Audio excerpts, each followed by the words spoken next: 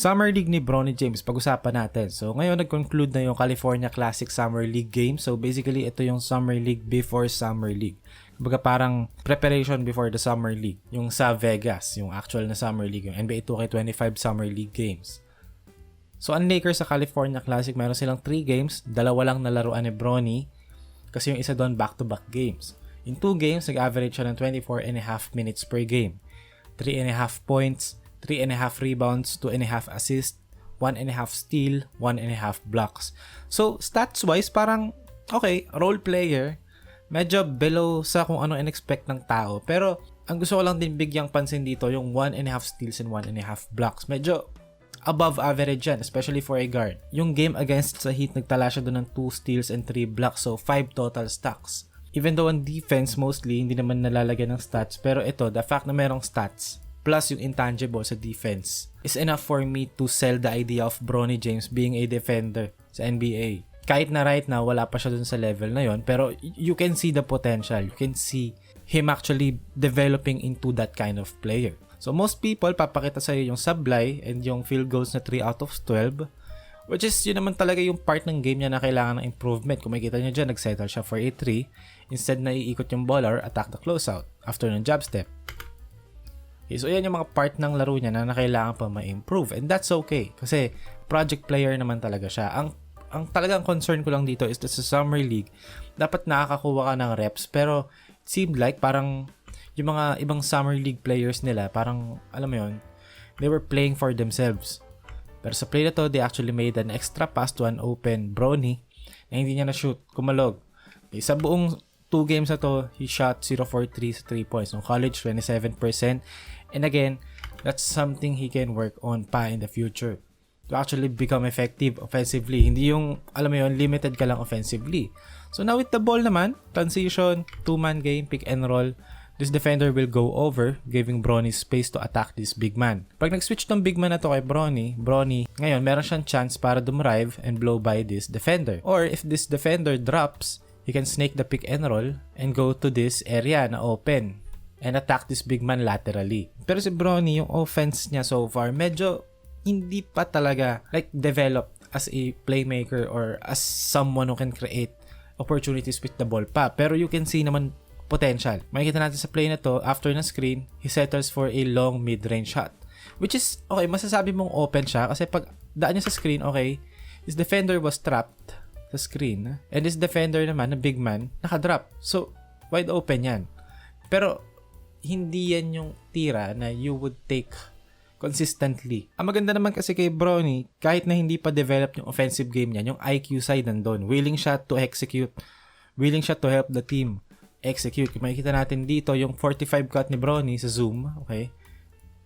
Dapat zoom action to. Magsiscreen si Bronny, haangat si Dalton Knecht.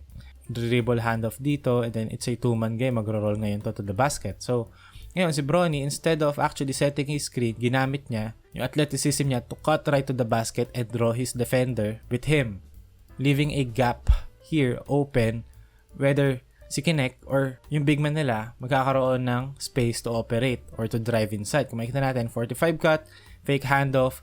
So ngayon, mayroong lane si number 14 to drive to the basket and draw the foul. So yun yung mga little sacrifices, little IQ plays na hindi ganong napapansin. Pero yun yung maganda kay Bronny. Willing siya to be a part of a unit, to be a part of a team. Dito, zoom action, si Bronny naman yung umaangat. It's going to be a dribble handoff for Bronny. 2 shooters sa weak side, so merong hand lane to drive to the basket. Or a roll man, diving to the basket, open. Kung madraw mo yung 2 defenders. So now, the defender drop. Okay, open, Bronny layup. And again, he made the right play. Sumusunod siya sa game plan. He tries to execute and he plays the right way. That's what you want for a player na, diba, project player. And sa play na to, actually, maganda yung ginawa niya rito, okay? Angle pick and roll for the Lakers. Nag-lift si Bronny kasi magtatag ng roller yung defender niya to prevent the easy pick and roll opportunity. So ngayon, nag-lift si Bronny to the wing to generate a longer closeout from his defender. So now, yung long closeout na yun, inatake ni Bronny using a jab step. Change directions, open, mid-range, good shot. So, kumbaga, long 2 siya, pero he generated that long 2 in a better way. He attacked the defense instead of settling for a long 2. And now, defensively naman, ito yung part ng laro niya na hindi ganun talagang, yung alam mo yung minimension siya lagi, pero hindi pinapansin talaga. Like, you see people mentioning na, okay, he's a great defender, he's an elite defender, pero you don't really know why or what makes him a good defender. And for me, what makes him a good defender is yung combination of athleticism and IQ and yung knowing what to do.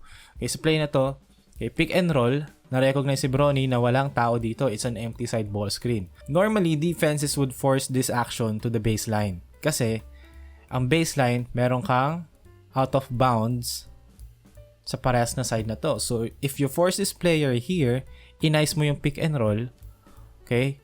Kumari color blue si Bronny, okay? You force this player, okay? Hinarangan mo ngayon to, nandito ka, you force this guy to drive here, and then yung big man mo, nag-show dito, nagpadala ka ng help from the weak side. So now, itong si number 37, limited lang yung options niya. Kasi, ito lang yung side na available for him, kasi out of bounds na to.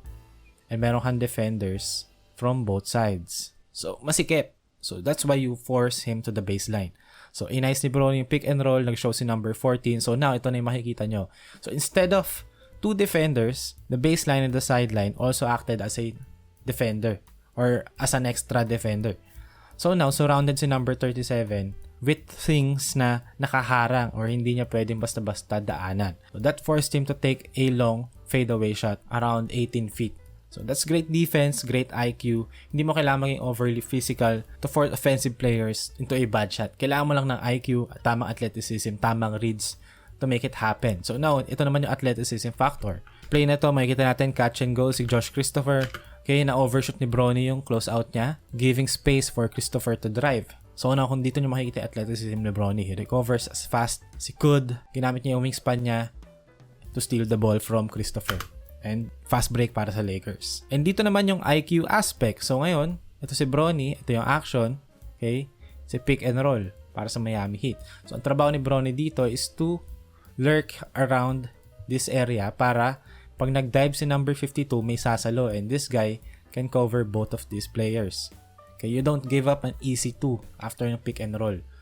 So ginawa ni Bronny, okay, tinag niya ngayon si number 52, making sure na walang easy pass to the big man. And now, nakapansin niya, okay, nilaro ngayon ng Miami Heat player yung baseline. Looking for a kick out. So, look at Bronny, nakatingin siya sa mata ng player ng Miami Heat. Recognized na, okay, kick out na palabas. So, ang ginawa ni Bronny, he turned around, okay, close out, change directions, stayed on his defender, and forced the kick out. And now, dito sa play na to, okay, quick screen, Bronny went over and dumulas lang siya sa screen. So, ngayon, hindi siya nakaalis sa binabantayan niya. And again, he forced a pass out. Okay, binalik. And now, he's pressuring the ball. Point of attack defense. Again, merong isa pang ball screen.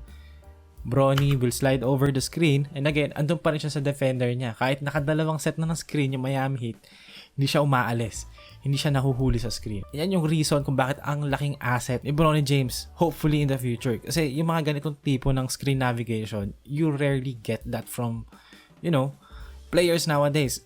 Mangilan-ngilan lang like Jrue Holiday, Jalen Suggs, Derek White. Ilan-ilan lang talaga. And offensively naman, Bronny James with the ball, okay, again, yung IQ part, andun eh. Kung makikita nyo dito, 2 on the ball, na-recognize niya na okay, may short roll dito, forcing a 3 versus 2. Okay? Kasi pagdating ng bola dito, sa gitna, you have 3 Laker players against 2 Miami Heat players. So that's an advantage for them. Kapag 2 Miami Heat players na to, nag-help, meron kang open shooters, corner. Pag naman ng Miami Heat players na to, nag-stick sa shooters, meron kang open dunk, right to the basket. So, Bronny recognized that immediately. Binigay niya kay number 14 who clicks it out to number 36. Sumablay. Pero again, good recognition from Bronny. Now, dito naman sa play na to, over and drop defense. Aatakihin ni Bronny with his left hand. So now, again, ito yung part ng game ni Bronny na needs improvement pero makikita mo naman na occasionally tinatry niyang gawin yung tama. So, kung makikita natin, magpo-probe si Bronny dito, hang dribble. Okay, ngayon, nag-switch tong big man na to sa kanya, looking to recover to number 14 pagbalik nitong original na bantay ni Bronny. Pero Bronny kind of settled for a floater instead of actually attacking this guy. Pero again, on a perfect scenario, itong number 40 na to, magogortat screen to and then Bronny will use that screen to change directions. Pero again, wala namang nangyaring ganon. So it's up to Bronny to actually make plays. So play na to, he kinda settled for a floater, pero it would be nice kung mag-change direction siya since nag-switch na rin naman and nag-commit sa kanya yung big man. Pero again, that's what you expect from a rookie. Matututunan din yan. And late in the game, maraming magsasabi, bakit si Bronny 3 points lang? Summer League na nga lang yan. Pero kasi naman, kung panonorin niyo yung game, yung kakampi ni Bronny, especially si number 31, si 𝗧𝗵𝗵𝗵𝗵𝗵 or 𝗧𝗶𝗵𝗵𝗵𝗵, hindi nga tinitingnan si Bronny, especially ng fourth quarter. Parang hindi siya nag-exist sa court. Makita nyo rito, okay, 7 seconds sa shot clock, anong ginawa nito? He looked all over the court. Pero kay Bronny, okay, tinignan niya to, tinignan niya to, tinignan niya to, tinignan niya yung bantay, pero hindi siya tumingin dito. The closest player to him. And yung player na merong lane to drive to the baseline. Okay, and get an easy basket.